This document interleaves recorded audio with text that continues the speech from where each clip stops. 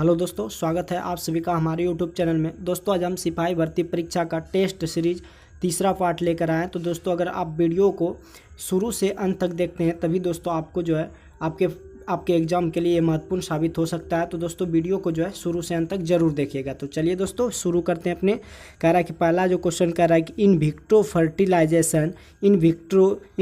Fertilisation का जो संबंध है वो कहाँ है। तो दोस्तों इन विट्रो फर्टिलाइजेशन का जो संबंध है वो परखनली शिशु से है। तो आपका ऑप्शन नंबर सी जो है वो बिल्कुल करेक्ट है। आगे की ओर बढ़ते हैं। आगे की ओर कह रहा है कि दोस्तों कि भारत की प्रथम महिला जो विदेश सचिव थी वो कौन थी। कि भारत की प्रथम महिला विदेश सचिव जो थी वो कौन थी। तो आपका ऑप्शन नंबर जो 2 है कि चोकिला अय्यर जी जो थे वो भारत की प्रथम महिला जो है विदेश सचिव थी। अगले क्वेश्चन की ओर बढ़ते हैं। कह रहा है कि Somnath the many wires of A history पुस्तक की लेखिका है। कह रहा है कि Somnath the many wires of A history पुस्तक की लेखिका जो है वो रोमिला थापर है। Romila Thapar. The many wires of A city history पुस्तक की जो लेखिका है वो रोमिला थापर है। आपका ऑप्शन नंबर डी जो है बिल्कुल करेक्ट है। अगले क्वेश्चन की ओर बढ़ते हैं। अगला क्वेश्चन जो है आपके स्क्रीन पर कह रहा है कि विश्व व्यापार संगठन WTO का वित्तीय सेवाओं संबंधी बहुउद्देशीय करार लागू हुआ था। तो कब लागू हुआ था। तो अप्रैल 1999 में। क्या WTO का जो वित्तीय सेवा संबंधित बहुउद्देशीय करार था वो लागू हुआ था 1999 ईस्वी में। अगले क्वेश्चन की ओर बढ़ते हैं। कह रहा है कि समावेशी समृद्धि के लिए आवश्यक है। तो क्या समावेशी समृद्धि के लिए जो आवश्यक है तो जो आपका ऑप्शन है अधोसंरचनात्मक सुविधाओं का विकास, कृषि का पुनरुद्धार, शिक्षा एवं स्वास्थ्य जैसी सामाजिक सेवाएं उपयुक्त सभी में। तो समावेशी समृद्धि के लिए जो आवश्यक है अधोसंरचनात्मक सुविधाओं का विकास, कृषि का पुनरुद्धार, शिक्षा एवं स्वास्थ्य जैसी सामाजिक सेवाओं। तो आपका ऑप्शन नंबर 4 जो है बिल्कुल करेक्ट है। आगे की ओर बढ़ते हैं। आगे की क्वेश्चन जो है आपका इंग्लिश है। तो दोस्तों जैसे कि मैंने बोला था कि इंग्लिश और मैथ का, तो दोस्तों मैं मैथ का ऑलरेडी वीडियो अपलोड कर चुका हूं। इंग्लिश का भी दोस्तों जल्द से ही इस चैनल के माध्यम से आपको बताने का प्रयास करूंगा। तो अगले क्वेश्चन की ओर बढ़ते हैं। अगला क्वेश्चन जो कह रहा है कि डॉक्टर भीमराव अम्बेडकर जो थे ने निम्नलिखित में किसे कहा। निम्नलिखित में किसे heart and soul of the construction. तो संवैधानिक उपचारों का जो अधिकार है उसी को heart and soul of the construction यानी कि संविधान की आत्मा जो कहा गया, संवैधानिक उपचारों का अधिकार को संविधान की आत्मा कहा गया। आपका ऑप्शन नंबर 4 जो है बिल्कुल करेक्ट है। अगले क्वेश्चन की ओर बढ़ते हैं। अगला क्वेश्चन जो है कि भारतीय संविधान के अनुच्छेद 220 में, भारतीय संविधान के अनुच्छेद 20 का 2 में दोहरे जोखिम का अर्थ है कि यदि कोई व्यक्ति एक ही अपराध के लिए एक ही बार से अधिक न्यायिक कार्रवाई और दंड का भागी नहीं बनाया जा सकता है। अनुच्छेद 20 का अगर 2 कहता है कि एक ही अपराध के लिए व्यक्ति को एक ही बार से अधिक न्यायिक कार्रवाई और दंड का भागी नहीं बनाया जा सकता है। अगला क्वेश्चन जो है कि कह रहा है कि यदि कोई व्यक्ति जो है राष्ट्रपति के रूप में निर्वाचित होने का प्रमाण पात्र तभी होगा वह जब वो भारत का तो नागरिक होना भी चाहिए और 35 वर्ष की आयु को पूरा कर चुका हो और लोकसभा का सदस्य निर्वाचित होने की योग्यता रखता हो और भारत सरकार या राज्य सरकार या किसी अन्य लाभ के पद पर आसीन न हो। इस सभी का होना अनिवार्य है, तभी जो है आप जो है राष्ट्रपति के रूप में निर्वाचित होने का पात्र होंगे। तो अगला क्वेश्चन है कि राज्य के कार्यपालिका जो होता है शक्ति का प्रधान किसमें होता है। कि राज्य के कार्यपालिका शक्ति का जो प्रधान होता है वो राज्यपाल में होता है। राज्य के कार्यपालिका शक्ति का जो प्रधान होता है वो राज्यपाल में होता है। तो आपका ऑप्शन नंबर 2 जो है बिल्कुल सही है। और नेक्स्ट क्वेश्चन की ओर बढ़ते हैं। कह रहा है कि जिला परिषद का जो सचिव होता है वो कौन होता है। तो जिला परिषद का जो सचिव होता है दोस्तों जिला विकास पदाधिकारी होता है। जिला विकास पदाधिकारी जो होता है जिला परिषद का सचिव होता है। अगले क्वेश्चन की ओर बढ़ते हैं। हिंदी क्वेश्चन है कि चौखट में नहीं अटता किनकी कविता से उद्धृत है। तो अनामिका एक कविता है जिसमें कहा गया कि चौखट में नहीं अटता, ये अनामिका कविता से लिया गया है। अगले क्वेश्चन की ओर बढ़ते हैं। कह रहा है कि तिमिर जो है शब्द का अर्थ क्या होता है। तो तिमिर शब्द का जो अर्थ होता है वो अंधकार। तिमिर शब्द का जो अर्थ होता है वो अंधकार होता है। नेक्स्ट क्वेश्चन की ओर बढ़ते हैं। कह रहा है कि घोड़ों का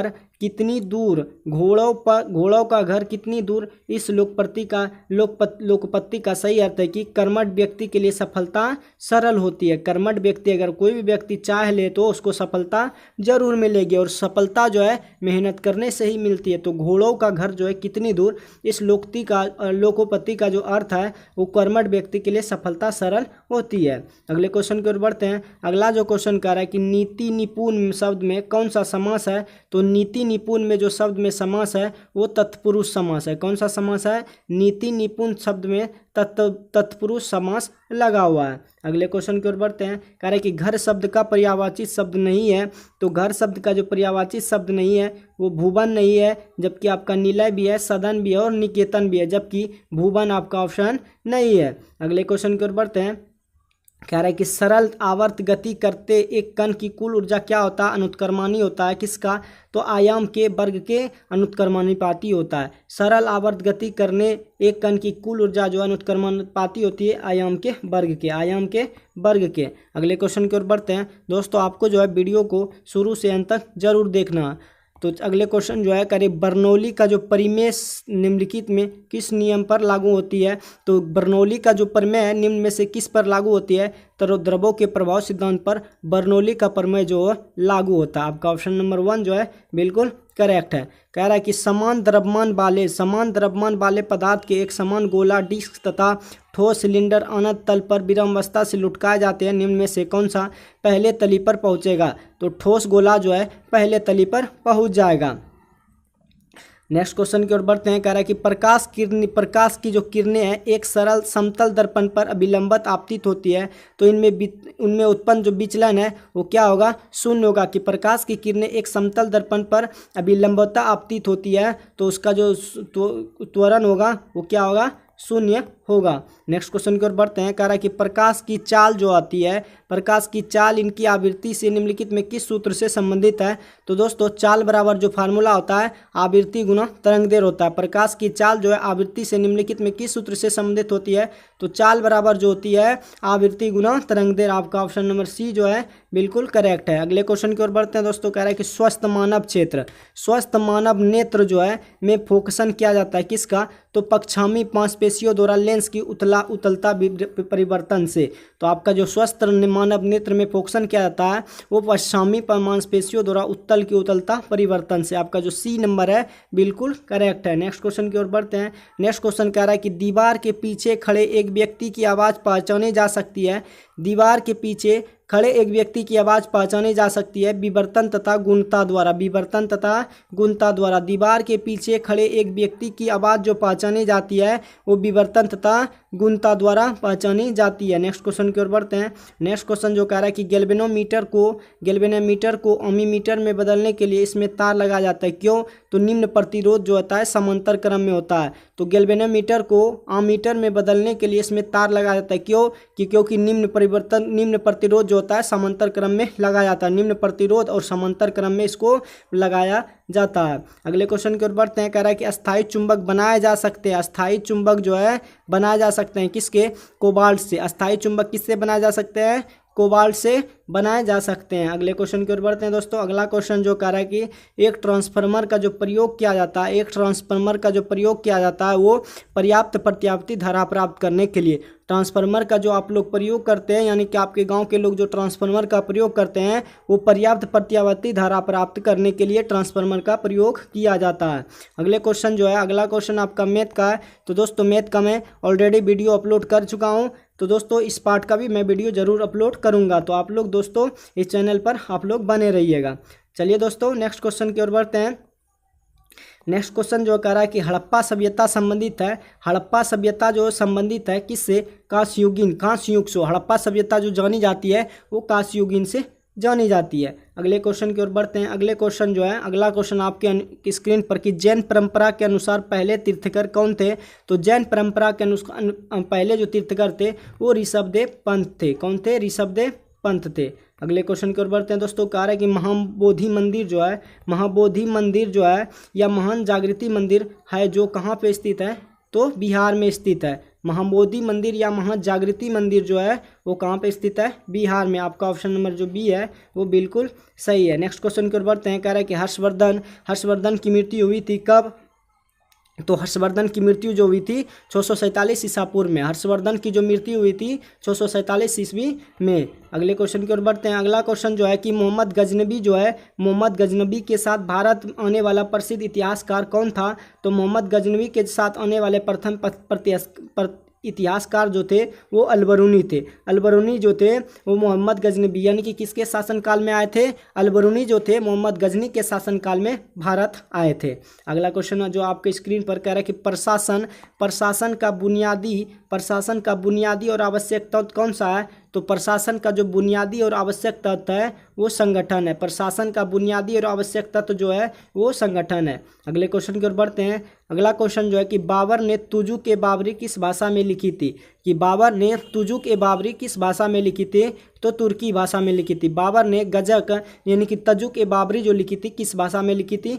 तुर्की भाषा में लिखी थी। नेक्स्ट क्वेश्चन की ओर बढ़ते हैं। कह रहा है कि पलासी का युद्ध मैदान कहाँ स्थित है? तो पलासी का युद्ध मैदान स्थित है वो पश्चिम बंगाल में, यानी कि वेस्ट बंगाल में पलासी का युद्ध मैदान पश्चिम बंगाल में स्थित है। अगले क्वेश्चन की ओर बढ़ते हैं। कार्य कि भारतीय राष्ट्रीय कांग्रेस का अध्यक्ष जो निर्वाचित होने वाला प्रथम यूरोपीय कौन था? तो जॉर्ज जूले था। कौन था? भारतीय राष्ट्रीय कांग्रेस का अध्यक्ष निर्वाचित होने वाला प्रथम जो यूरोपीय था वो जॉर्ज यूले था। आपका ऑप्शन नंबर 2 जो है बिल्कुल करेक्ट है। कह रहा है कि कृष्ण उष्णकटिबंधीय खाद्य फसल के लिए 27 डिग्री से कम तापक्रम एवं 100 सेंटीमीटर से अधिक वर्षा की आवश्यकता होती है। तो दोस्तों चावल फसल के लिए 27 डिग्री से तापक्रम एवं 100 से अधिक वर्षा की आवश्यक होती है, तभी जो है चावल जो है उपज सकती है। अगले क्वेश्चन की ओर बढ़ते हैं। कह रहा है कि केंद्रीय चावल अनुसंधान कहाँ स्थित है? तो केंद्रीय चावल अनुसंधान स्थित है कटक में। कहाँ पे? कटक में। केंद्रीय चावल अनुसंधान जो संस्थान है वो कटक में स्थित है। नेक्स्ट क्वेश्चन की ओर बढ़ते हैं। कह रहे हैं कि भारत का वह सबसे बड़ा बंदरगाह कौन सा है जो कुल निर्यात के 5वें भाग को संभालता है? कि भारत का वह सबसे बड़ा बंदरगाह कौन सा है जो कुल निर्यात के 5वें भाग को संभालता है? तो मुंबई जो है भारत का सबसे बड़ा बंदरगाह है जो कुल निर्यात के 5वें भाग को संभालता है। तो कौन सा बंदरगाह? मुंबई बंदरगाह। अगले क्वेश्चन की ओर बढ़ते हैं। अगला क्वेश्चन जो है कि वायुमंडल या ओजोन की ऊपरी परत निम्नलिखित में किससे बनी होती है? तो ऑक्सीजन परमाणुओं के संयोजन से वायुमंडलीय ओजोन की ऊपरी परत बनी होती है। वायुमंडलीय ओजोन की जो ऊपरी परत बनी होती है निम्नलिखित में किससे बनी होती है? तो ऑक्सीजन परमाणुओं के संयोजन से बनी होती है। नेक्स्ट क्वेश्चन जो है कि भूचाल का अपकेंद्र क्या होता है? कि भूचाल का अपकेंद्र क्या होता है? कि भूचाल का जो अपकेंद्र होता है पृथ्वी की सतह पर वह बिंदु जो भूकंप उद्गम केंद्र पर ऊर्ध्वाधर होता है उसे ही भूकंप का अपकेंद्र कहते हैं। अगले क्वेश्चन की ओर बढ़ते हैं। कह रहा है कि अंकलेश्वर किस लिए जाना जाता है? तो अंकलेश्वर जो है तेल के लिए जाना जाता है। अंकलेश्वर किसके लिए जाना जाता है? तो तेल के लिए जाना जाता है। नेक्स्ट क्वेश्चन की ओर बढ़ते हैं। कह रहा है लक्षद्वीप के लोग निम्न में से कौन सी भाषा बोलते हैं? तो लक्षद्वीप के लोग जो है मलयालम भाषा बोलते हैं। लक्षद्वीप के लोग जो है निम्नलिखित में कौन सी भाषा बोलते हैं? तो मलयालम भाषा का प्रयोग करता है। कहाँ के लोग? लक्षद्वीप के लोग। अगला क्वेश्चन जो है कि वर्ष 2011 की जनगणना के अनुसार निम्नलिखित में किस राज्य में बालक बालिका अनुपात सबसे कम है? तो 2011 में जो जनगणना के अनुसार निम्नलिखित में किस राज्य में बालक बालिका अनुपात सबसे कम है? तो आपका ऑप्शन नंबर डी जो है कि हरियाणा में बालक बालिका की अनुपात सबसे कम है। नेक्स्ट क्वेश्चन की ओर बढ़ते हैं। करेक्ट निम्नलिखित में किस पदार्थ में एक ही मात्रा में अधिकतम कैलोरी मान विद्यमान होता है? तो निम्नलिखित में किस पदार्थ में एक ही मात्रा में अधिकतम कैलोरी मान होता है? वो मक्खन में होता है। किसमें होता है? मक्खन में होता है। अगले क्वेश्चन की ओर बढ़ते हैं। कह रहे हैं कि लॉफिंग गैस का रासायनिक नाम क्या है? तो नाइट्रस ऑक्साइड NTO जिसको कि हंसाने वाली गैस कहते हैं। नाइट्रस ऑक्साइड जिसका रासायनिक नाम है, लॉफिंग गैस का जो रासायनिक नाम है नाइट्रस ऑक्साइड। अगले क्वेश्चन की ओर बढ़ते हैं। कह रहा है कि पीतल जो है किसकी मिश्र धातु होती है? तो जस्ता और तंबा का Zn और Cu कॉपर का जो मिश्रण होता है वो पीतल होता है। Zn Cu जो होता है वो पीतल का मिश्रण होता है।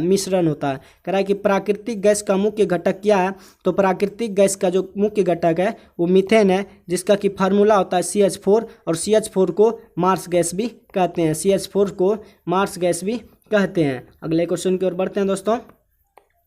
अगला क्वेश्चन आपके स्क्रीन पर कह रहा है कि दिया सलाई जो होता है, दिया सलाई में प्रयोग किया गया फास्फोरस का अप्रूव क्या होता है? तो दिया सलाई में प्रयोग किया गया फास्फोरस का जो अप्रूव होता है वो लाल फास्फोरस होता है। क्या होता है? लाल फास्फोरस। आपका ऑप्शन नंबर बी जो है बिल्कुल करेक्ट है। नेक्स्ट क्वेश्चन की ओर बढ़ते हैं। कह रहा कि परमाणु क्रमांक 20 वाले परमाणु का इलेक्ट्रॉनिक विन्यास क्या है? तो परमाणु क्रमांक 20 वाले का जो इलेक्ट्रॉनिक विन्यास है 2882, जिसके कि 22वीं कक्षा में इलेक्ट्रॉनों की संख्या 2 है। तो दोस्तों परमाणु क्रमांक 20 वाले की परमाणु का इलेक्ट्रॉन विन्यास होगा 2882।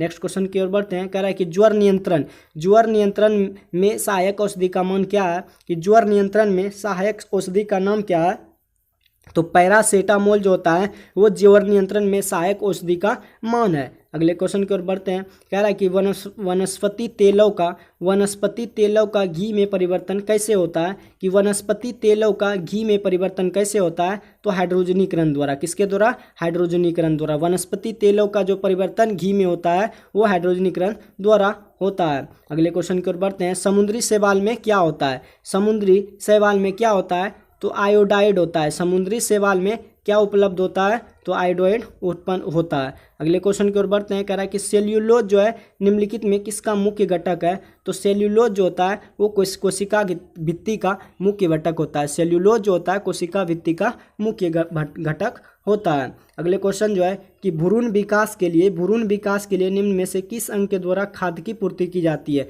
तो भ्रूण विकास के लिए निम्न में से किस अंग के द्वारा खाद्य की पूर्ति की जाती है, तो गर्भाशय के द्वारा। भ्रूण विकास के लिए निम्नलिखित में किस अंग द्वारा खाद्य की पूर्ति की जाती है, तो खाद्य की पूर्ति जो की जाती है वो गर्भाशय के द्वारा की जाती है। नेक्स्ट क्वेश्चन की ओर बढ़ते हैं। कह रहा है कि पिनियल ग्रंथि कहाँ होती है, पिनियल जो ग्रंथि होती है वो मस्तिष्क में होती है। पिनियल ग्रंथि कहाँ पे होती है, मस्तिष्क में होती है, जो कि आपका ऑप्शन नंबर जो 2 है वो बिल्कुल करेक्ट है। निम्नलिखित में कौन सा विटामिन जो है पानी में घुलनशील है, निम्न में से कौन सा विटामिन जो है पानी में घुलनशील है, तो आपका विटामिन बी जो है वो पानी में क्या है, घुलनशील होता है। विटामिन बी जो होता है पानी में घुलनशील होता है। नेक्स्ट क्वेश्चन की ओर बढ़ते हैं। कह रहा है कि निम्नलिखित में कौन सा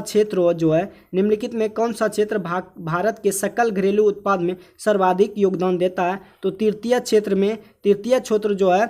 क्षेत्र भारत के सकल घरेलू उत्पाद में सर्वाधिक योगदान देता है। तो दोस्तों आपको याद होगा कि तृतीय क्षेत्र के अंतर्गत जो आता है वो बैंकिंग क्षेत्र आता है। क्या आता है, बैंकिंग क्षेत्र। जबकि प्राथमिक क्षेत्र के अंदर कृषि आता है, जबकि द्वितीय क्षेत्र के अंतर्गत आपका उद्योग हो गया, जबकि तृतीय क्षेत्र के अंदर आपका जो है बैंकिंग सेवा आता है। तो दोस्तों कौन सा भारत के सकल घरेलू उत्पाद के लिए सर्वाधिक योगदान देता है, तो दोस्तों आपका जो तृतीय क्षेत्र है वो सकल घरेलू उत्पाद के लिए सर्वाधिक योगदान है। अगले क्वेश्चन की ओर बढ़ते हैं। सूक्ष्म अर्थशास्त्र का संबंध होता है किससे, तो व्यक्तिगत इकाई से। सूक्ष्म अर्थशास्त्र का जो संबंध होता है वो व्यक्तिगत इकाई से है। अगले क्वेश्चन की ओर बढ़ते हैं। कह रहा है कि जून 2023 तक भारत में कुल कितने रामसल स्थल है, तो भारत में कुल जो है 2023 तक 75 रामसर स्थल है। अगले क्वेश्चन की ओर बढ़ते हैं। कह रहा है कि भारत में बेरोजगारी का जो प्रमुख कारण क्या है, तो जनसंख्या में बहुत तेजी से वृद्धि होने के कारण भारत में बेरोजगारी का जो है प्रमुख कारण है। अगले क्वेश्चन की ओर बढ़ते हैं। अगला क्वेश्चन जो आपके स्क्रीन पर कह रहा है कि मुस्लिम लीग के संविधान सभा का बहिष्कार किसने किया और क्यों किया, कि मुस्लिम लीग के संविधान सभा का बहिष्कार किया क्योंकि जो है वह मुसलमानों के लिए एक अलग संविधान सभा चाहती थी, इसलिए उस समय मुस्लिम लीग के संविधान का बहिष्कार किया गया। क्यों किया गया, क्योंकि मुसलमान लोग जो थे वो अपना एक अलग संविधान चाहती थी।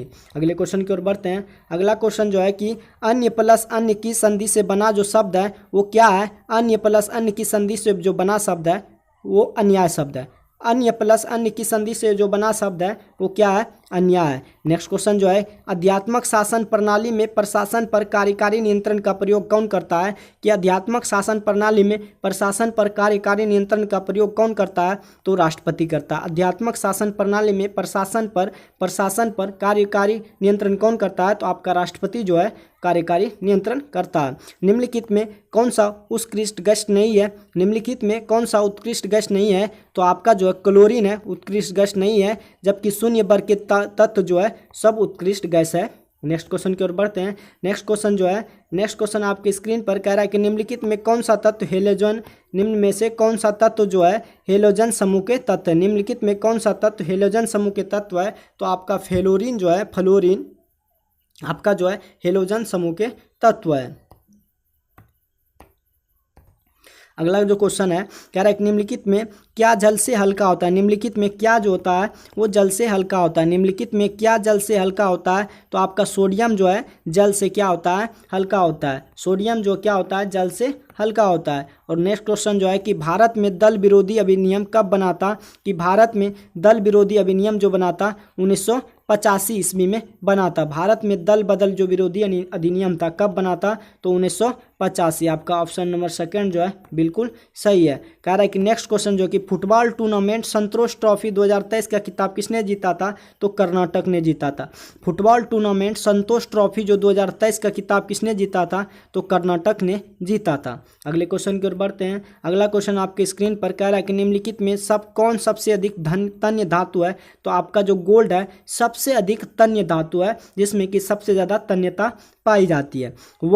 अगला क्वेश्चन जो है कि वर्ल्ड प्रेस फ्रीडम इंडेक्स 2023 में भारत किस स्थान पर है, तो वर्ल्ड प्रेस फ्रीडम इंडेक्स 2023 में भारत जो है वो 161वें स्थान पर है। वर्ल्ड प्रेस फ्रीडम इंडेक्स 2023 में भारत जो है किस स्थान पर है, तो 161वें स्थान पर है। पौधों में नेक्स्ट क्वेश्चन जो है कि पौधों में श्वसन के अंतिम उत्पाद क्या होते हैं, तो पौधों में श्वसन के अंतिम उत्पाद जो होते हैं कार्बन डाइऑक्साइड होते हैं, जल होते हैं और ऊर्जा होते हैं। पौधों के श्वसन के अंतिम उत्पाद जो होते हैं कार्बन डाइऑक्साइड होते हैं, जल होते हैं और ऊर्जा होते हैं। अगले क्वेश्चन की ओर बढ़ते हैं। अगला क्वेश्चन आपके स्क्रीन पर कि एक मुद्रा जिनकी विनिमय दर में लगातार गिरने की प्रवृत्ति हो वह क्या कहलाती है, वो गर्म मुद्रा कहलाती है। एक मुद्रा जिसकी विनिमय दर जो है लगातार गिरने की प्रवृत्ति हो कहलाती है, वो गर्म मुद्रा जो है कहलाती है। अगला क्वेश्चन है कि खुला आकाश नीति क्या है, कि ओपन स्काई पॉलिसी क्या है। खुला आकाश नीति क्या है, तो नागर विमानन मंत्रालय द्वारा निर्यात संबंधन के लिए प्राप्त की गई एक योजना जो है ओपन स्काई पॉलिसी है, कि नागर विमानन मंत्रालय द्वारा निर्यात संबंधन के लिए प्रारंभ की गई एक नई योजना है। अगले क्वेश्चन की ओर बढ़ते हैं। अगला क्वेश्चन जो है कि भारत सरकार की राजस्व प्राप्तियों में से, कि भारत सरकार की राजस्व प्राप्तियों में इनमें से क्या शामिल नहीं है, तो संपत्ति से जो किराया है वो राजस्व प्राप्तियों से इनमें क्या शामिल नहीं है, तो संपत्ति का जो किराया है वो शामिल नहीं है। नेक्स्ट क्वेश्चन की ओर बढ़ते हैं। नेक्स्ट क्वेश्चन जो कह रहा है कि रुपये की परिवर्तनीय का उद्देश्य क्या है, तो दोस्तों निर्यात में वृद्धि होगा और नौकरशाही के नियंत्रण में कमी करना, हवाला बाजार के लिए प्रोत्साहन को कम करना उपयुक्त में सही। तो रुपये की परिवर्तनीय का उद्देश्य है कि निर्यात में वृद्धि होना चाहिए, नौकरशाही के नियंत्रण में कमी करना और हवाला बाजार के लिए प्रोत्साहन को कम करना। तो आपका ऑप्शन नंबर 4 जो है ये उपयुक्त सभी। आपका ऑप्शन नंबर 4 नंबर जो है बिल्कुल करेक्ट है। अगले क्वेश्चन की ओर बढ़ते हैं। अगला क्वेश्चन है कि द्वैत शासन प्रणाली के तहत प्रांतीय विषयों को 2 भागों में विभाजित किया गया। आरक्षित विषयों में निम्नलिखित में कौन सा शामिल नहीं था, तो स्थानीय प्रशासन जो है शामिल नहीं था। कि द्वैत प्रशासन प्रणाली के तहत प्रांतीय विधानों को 2 भागों में विभाजित किया गया, आरक्षित विषयों में कौन शामिल नहीं था, तो आपका स्थानीय प्रशासन जो है वो शामिल नहीं था। नेक्स्ट क्वेश्चन की ओर बढ़ते हैं। नेक्स्ट क्वेश्चन कह रहा है कि कांग्रेस की ओर से क्रिप्स मिशन के बारे में परीक्षण एवं विचार विमर्श हेतु किसे अधिकृत किया गया था, तो मौलाना आज़ाद एवं जवाहरलाल नेहरू को कांग्रेस की ओर से जो क्रिप्स मिशन लागू हुआ था, मौलाना आज़ाद तथा जवाहर नेहरू को विचार विमर्श करने के लिए अधिकृत किया था। अगला क्वेश्चन की ओर बढ़ते हैं। Justice D.Y.. चंद्रचूड़ भारत के क्या है, तो जस्टिस डी.वाई. चंद्रचूड़ जो है भारत के क्या है, तो 50वां न्यायाधीश है। क्या है, जस्टिस डी.वाई. चंद्रचूड़ जो है भारत के 50वां न्यायाधीश है। नेक्स्ट क्वेश्चन की ओर बढ़ते हैं। नेक्स्ट क्वेश्चन आपके स्क्रीन पर। नेक्स्ट क्वेश्चन जो है कि पूर्व का मिनिस्टर किसे कहा जाता है, तो पूर्व का मिनिस्टर जो है ओसाका को कहा जाता है। पूर्व का मिनिस्टर जो है किसे कहा जाता है, तो ओसाका को कहा जाता है। पूर्व का मिनिस्टर ओसाका को कहा जाता है। नेक्स्ट क्वेश्चन जो है कि 1991 की नई आर्थिक मुद्रा की प्रमुख विशेषता क्या है, तो उदारीकरण की व्यवस्था है, अधिक बाजार अभिमुखीकरण है, निजी क्षेत्र का विस्तार। तो आपका 4 नंबर जो है कि इन सभी का जो है आर्थिक नीति का प्रमुख विशेषता है। अगले क्वेश्चन की ओर बढ़ते हैं कि पवनार आश्रम का संबंध किससे है, तो पवनार का आश्रम जो है विनोबा भावे से संबंध है। पवनार आश्रम का संबंध जो है वो विनोबा भावे से संबंध है। नेक्स्ट क्वेश्चन जो है कि आपका इंग्लिश है, तो दोस्तों मैं इंग्लिश के लिए अलग से वीडियो इसी चैनल पर अपलोड करूंगा। तो दोस्तों आज के लिए बस इतना ही, मिलते हैं नेक्स्ट प्रैक्टिस सेट में। आज के लिए बस इतना ही, जय हिंद।